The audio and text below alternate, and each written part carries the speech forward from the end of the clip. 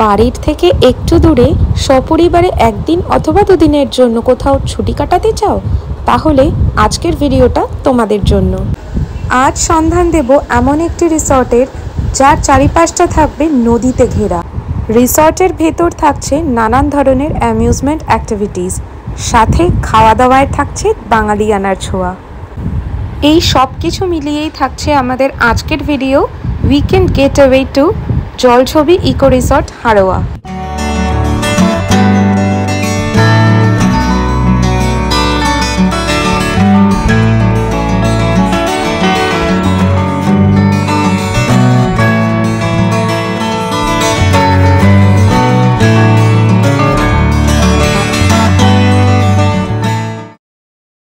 Hey guys, welcome back to my channel. আমি তীর্থা, আশা করছি তোমরা সবাই খুব ভালো আছো। আজকে আমরা একটা ইকো রিসর্টে যাচ্ছি, পুরো ফ্যামিলি মিলে একটা ট্রাভেলার করে। তো ওখানে আমরা একটা দিন স্টে করব, অনেক মজা করব, আর পুরো রিসর্টটাও তোমাদেরকে ঘুরিয়ে দেখাবো। তো চলো যাওয়া যাক। সপ্তাহের ব্যস্ততা কাটাবার পর উইকেন্ড পড়তে না পড়তেই সকাল 9টার মধ্যে সবাই রেডি হয়ে বেরিয়ে পড়েছি। আমাদের আজকের গন্তব্য হাড়োয়া। হাড়োয়া হচ্ছে একটি গ্রাম যেটি নর্থ 24 পরগনার বসিরহাট সাব ডিভিশনে অবস্থিত। কলকাতা থেকে এখানে যাওয়ার ডিস্টেন্স 2 থেকে 3 ঘন্টা অ্যাপ্রক্সিমেটলি বাই বাস। যদিও বা আমাদের যেতে একটু বেশি সময় লেগে গেছিল, কারণ আমাদের ড্রাইভার রাস্তা ভুল করায় অনেকটা ঘুরপথে আমাদেরকে যেতে হয়েছে। 26 সিটারের ট্রাভেলার আমাদের বুক করা হয়েছিল। তো এই হচ্ছে আমাদের সেই ট্রাভেলার। আমরা হাড়োয়া পৌঁছালাম মোটামুটি দুপুর 1টা নাগাদ। এটা হচ্ছে আমাদের হাড়োয়া জলছবি ইকো রিসর্টের এন্ট্রান্স থেকে ঢুকে ফার্স্ট লুক।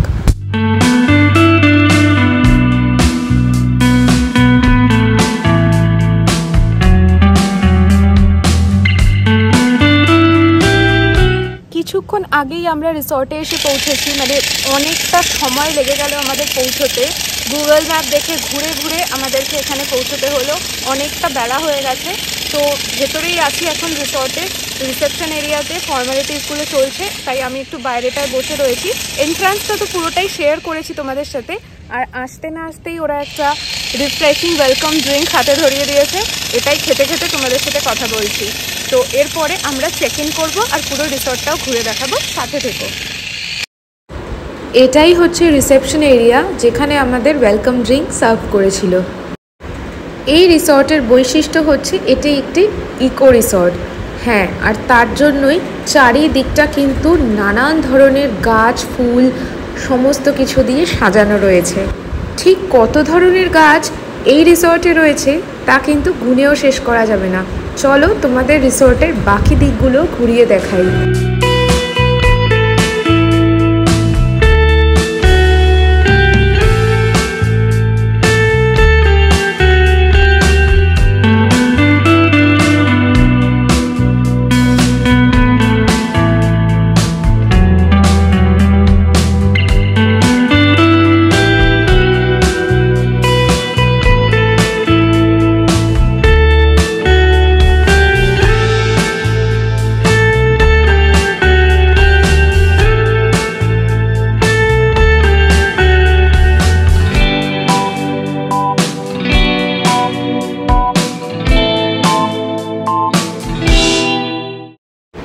ঘুরতে ঘুরতে চলে এসেছি একটি ব্রিজের কাছে, যেটা নানান ধরনের গাছ দিয়ে ঘেরা, আর নিচে চলেছে একটা সুন্দর জলাশয়।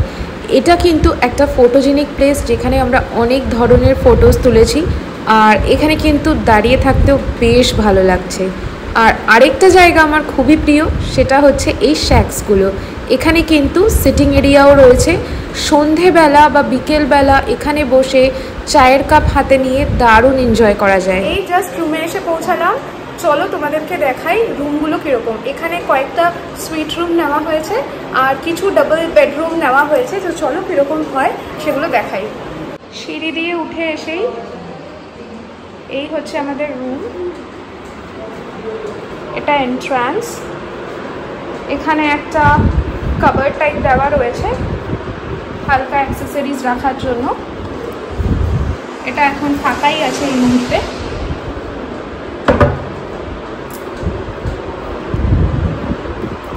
এইখানে একটা রুম আছে আর এইখানে একটা রুম আছে। এখানে একটা ফ্রিজ দেওয়া রয়েছে, এখানে একটা ছোট্ট মিনি কিচেন টাইপ দেওয়া রয়েছে, বেসিন রয়েছে, এখানে টুকটাক অ্যাক্সেসরিজও প্রোভাইড করা আছে ফর টি কফি, সবই টি এসেনশিয়ালস, ইলেকট্রিক কেটল, কাপস, সমস্ত কিছু প্রোভাইড করা আছে। এখানে একটা ওয়েস্ট পিন আছে, এখানেও একটা খুব সুন্দর বেসিন রয়েছে। আচ্ছা, এখানে ওয়াশরুম, চলো ওয়াশরুমটা দেখাই। যদিও ওয়াশরুমের সাইজটা একটু ছোট, বাট নট ব্যাড। গিজারও প্রোভাইড করা আছে, শাওয়ারের জন্য সব কিছুই প্রোভাইড করা আছে।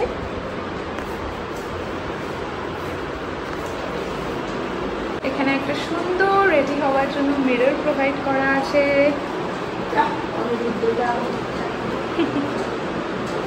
এখানে একটা সোফা রয়েছে, টেবিল রয়েছে, টি টেবিল, বটলস দিয়ে গেছে। So this is all about the room. এখানে ঢুকেই বেড রয়েছে, নিট অ্যান্ড ক্লিন। এখানে একটা কাবার্ড দেওয়া আছে, কাবার্ডটা এমটি রয়েছে। এখানে ডিসপোজেবল জুতো রয়েছে। এখানে একটা বেডসাইড টেবিল আছে, এসিও প্রোভাইড করাই আছে, খুব সুন্দর কার্টেন্স রয়েছে। এখানে টাওয়েল দেওয়া রয়েছে। চলো তোমাদেরকে রুমের বাইরেটা দেখাই। এখানে একটা ছোট্ট ব্যালকনি আছে, এই দেখো এখান থেকে খুব সুন্দর একটা ভিউ রয়েছে। জানলাটা খুলে দিলে দারুণ সুন্দর একটা বাইরের ভিউ আছে, ঠিক আছে? দারুণ সুন্দর। রিসর্টটা কিন্তু ভীষণই সুন্দর। দাঁড়িয়ে রয়েছে এখন ব্যালকনিতেই। রুমগুলো কিন্তু ভীষণই সুন্দর। সুইট রুমগুলো কিরকম সেটাও যদি পারি শেয়ার করব, তো কেমন লাগলো কমেন্ট করে জানিও। তোমাদেরকে একটা ইম্পর্টেন্ট ইনফরমেশন দিয়ে রাখি, এখানে নর্মাল রুমসও রয়েছে আর তার সাথে কিন্তু কটেজ টাইপও রয়েছে। সো কটেজ রুমগুলো তো আমরা এখন দেখাতে পারবো না, কারণ ওখানে গেস্টস রয়েছে। তো বাইরে থেকে দেখাচ্ছি যে কটেজগুলো ঠিক কিরকম দেখতে হচ্ছে। সো এই হচ্ছে কটেজ রুমগুলো। এখানে দেখো কটেজ 1, কটেজ 2 বলে এখানে সমস্ত লেবলিং করা রয়েছে। একদম কিন্তু নদীর ধারে এই কটেজগুলো তৈরি আছে। দেখো, মানে যারা কটেজের ভেতর থাকবে ওই পাশে কিন্তু পুরোটাই নদীর ভিউ পাবে, মানে খুবই সুন্দর।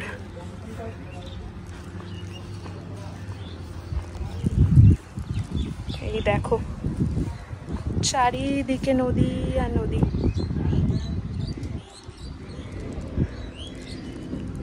এখানে প্যাডেল বোটসেরও ব্যবস্থা রয়েছে, এখন চলে কিনা সেটা তো বলতে পারবো না, সেটা জিজ্ঞেস করতে হবে। এই দেখো কি সুন্দর পাখি উঠছে, পরিবেশটা কিন্তু অসাধারণ। চলো তোমাদেরকে এবার রিসেপশন এরিয়াটাও ঘুরে দেখাই। সো এই হচ্ছে রিসেপশন ডেস্ক, যেখানে সমস্ত ফর্মালিটিস কমপ্লিট হয়। এইখানে খুব সুন্দর একটা গণপতি বাপ্পার আইডল আছে, ভীষণ সুন্দর দেখতে। একটা ফাউন্টেনের মধ্যে এনকার্ভ করা রয়েছে গণপতি বাপ্পা। আর এই হচ্ছে সিটিং এরিয়া, এখানে দুটো বড় বড় সাইজের সোফা রয়েছে। এখানেই কিন্তু আমাদেরকে ওয়েলকাম ড্রিঙ্কটা সার্ভ করা হয়েছিল। আমরা এখানে বোটিংয়ের মজাটাও কিন্তু নিতে ছাড়িনি। বিকেল হতে না হতেই একদম রেডি হয়ে চলে এসেছি বোটিং এরিয়ার সামনে। ব্যাচ বাই ব্যাচ এক একটা প্যাডেল বোটে 4 জন করে আমরা বসেছিলাম। তো এরকম অসাধারণ একটা পরিবেশে ফুরফুরে হাওয়া বইছে, তার মাঝখানে গল্প করতে করতে বোটিং করার মজাটাই কিন্তু আলাদা।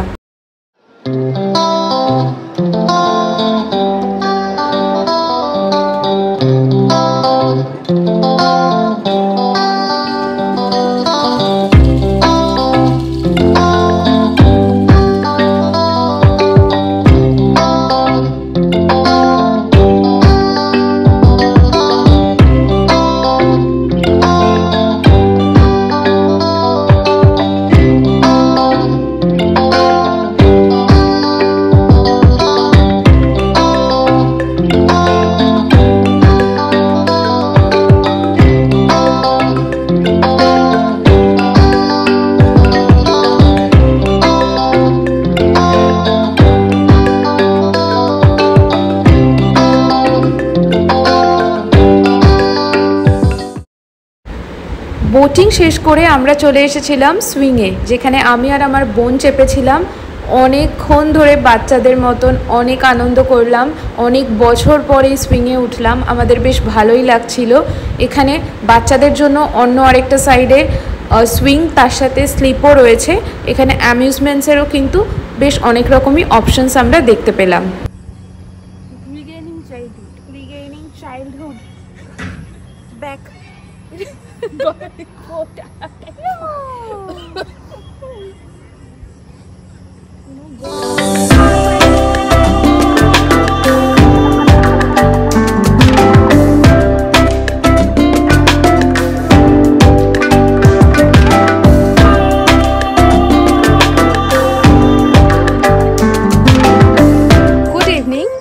সন্ধে হয়ে গেছে, একটু আগেই আমরা চা কফি স্ন্যাক্স বগেরা সব কিছু খেলাম।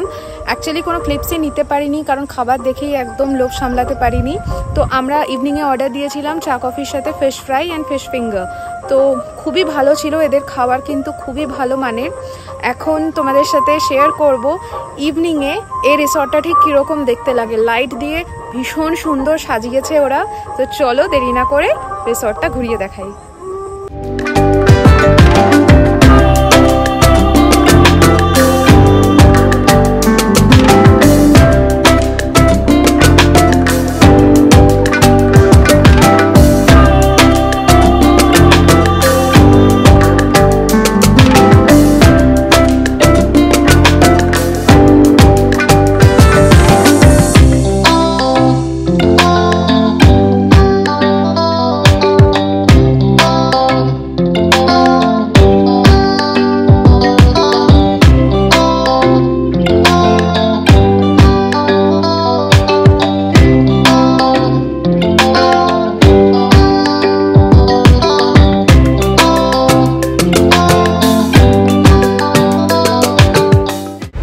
এন্টারটেনমেন্টের মধ্যে এখানে জাকুজিরও ব্যবস্থা রয়েছে, যেখানে আমার ভাইরা সব নেমেছে, তো সেটাও তোমাদেরকে দেখিয়ে দিলাম।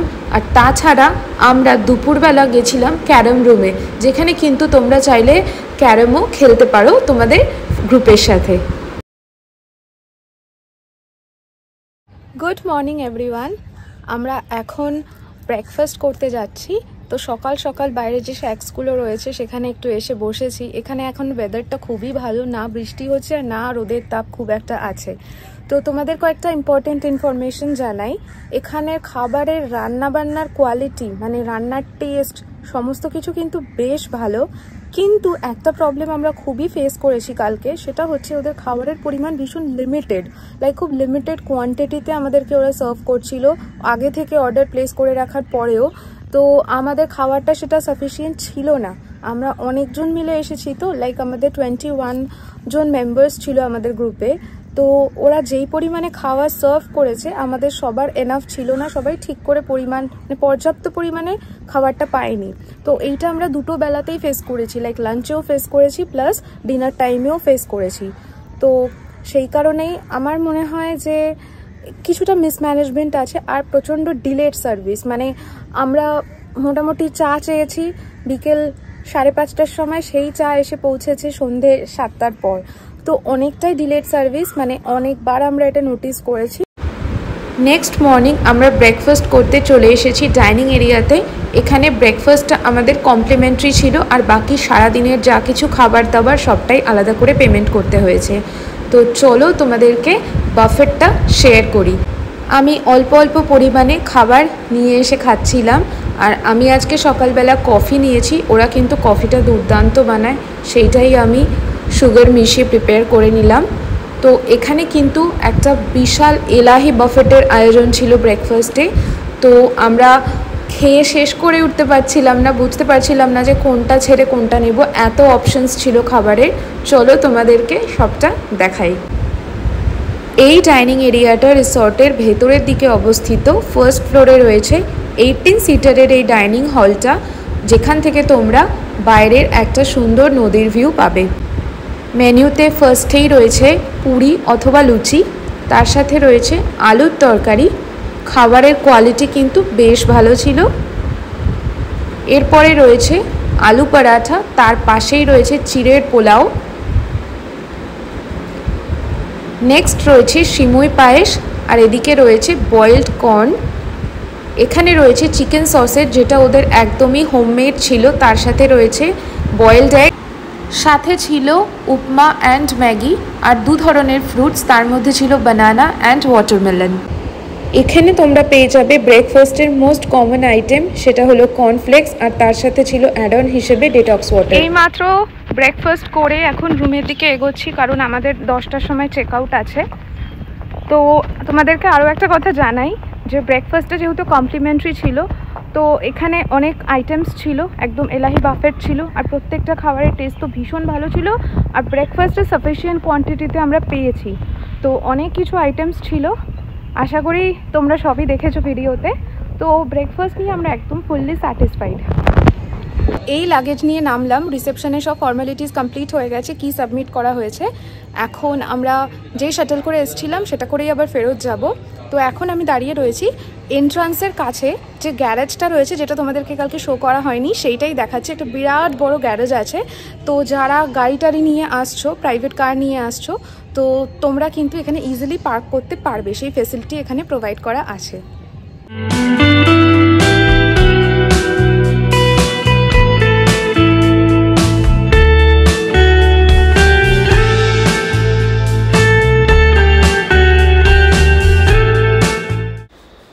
এইভাবেই কেটে গেল আমাদের একটা অপূর্ব সুন্দর স্টেকেশন। কেমন লাগলো আজকের ভিডিওটা অবশ্যই কমেন্ট করে জানিও। ভালো লাগলে অবশ্যই লাইক অ্যান্ড আমার চ্যানেলটিকে সাবস্ক্রাইব করে আমাকে সাপোর্ট করো। দেখা হচ্ছে নেক্সট কোনো ভিডিওতে। Till then take care, stay happy and by.